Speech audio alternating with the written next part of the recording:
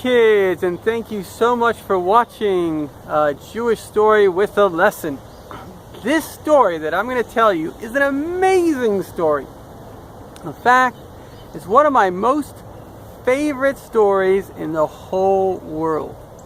The truth is, it's a bit of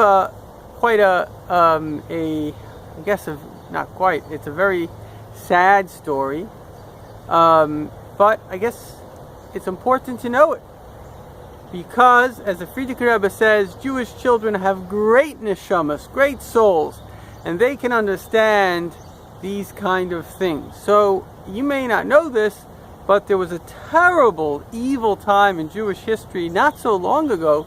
Even my grandfather, and could be your grandfather, great-grandfather, was unfortunately part of it, where this terrible nation, the Germans, got up and they decided to murder every single Jew in the world, just like Haman did. And even though, thank God, in the end, many other countries, really not because they were saving the Jews, but because they didn't have a choice, because they themselves were attacked, got involved in the war. But many, many Jews, in fact, 7 million Jews, unfortunately, were murdered, over 1 million Jewish children. Even though it says 6, but as we know from archives from Russia, when the Germans came and they murdered Jewish communities, terrible, terrible, terrible time. In fact, the Germans were sadistic. They enjoyed being cruel and torturing people. And so what happened was, there was a Rebbe in one of these concentration camps. And even though he himself was a very strong person, but he couldn't stand to see other Jewish people suffer. And he said to Hashem, Hashem, please take my life. I don't want to see such terrible things. Anyway, eventually they got released from these camps, and they were what's called in a DP camp, a camp of people, and there they were waiting to go to Eretz Yisrael, to wherever they decided to go. So what happened was, in this camp, it was Yom Kippur, and the Rebbe was maybe davening, and suddenly somebody shouts out, I'm not saying this davening. Where was Hashem during the Holocaust?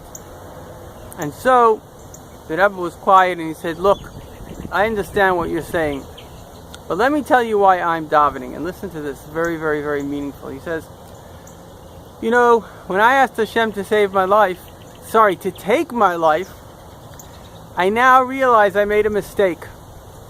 I shouldn't have asked Hashem to take my life, I should have asked Hashem to save my life. You see, Kinderlach, sometimes life gets bad, and we think that the only way out is a bad way. But Hashem can bring Moshiach this second. The whole world will transform. Clouds will come down. We'll go to Eretz Yisrael. The Beis HaMikdash will come from the sky. Everybody will realize that the Rebbe is Moshiach, and all the Jewish people are continuing the tradition, the true tradition, and everybody's going to come back to the truth, and the world will be a peaceful place. So why should we think about Hashem, take me out of the bad? Why not say, Hashem, bring the good? And that's what our prayer is, that Hashem should right now bring the true goodness, that as we know, all the tzaddikim will get up, and of course the Rebbe being the last tzaddik, the Mashiach of our generation, and all the other Mashiachs in a way, like David we call him Mashiach, and the Frierdiker Rebbe, they were all the leaders of the Jewish people. And together they will bring us all to Eretz Yisrael, they'll bring peace to the world. And so this can happen right now. We don't have to daven for something small. We can daven for the whole thing. And especially, as I always tell you, children have a special power, because Hashem loves your prayers so much, because they're so real. And so you need to daven right now that Hashem should bring Mashiach, bring the clouds, bring up the tzaddikim from the dead. Let us all go to Eretz Yisrael, bring the Beis HaMikdash, and we will all really live happily ever after. So please, right now, say a special prayer and a davening to Hashem to make this happen now.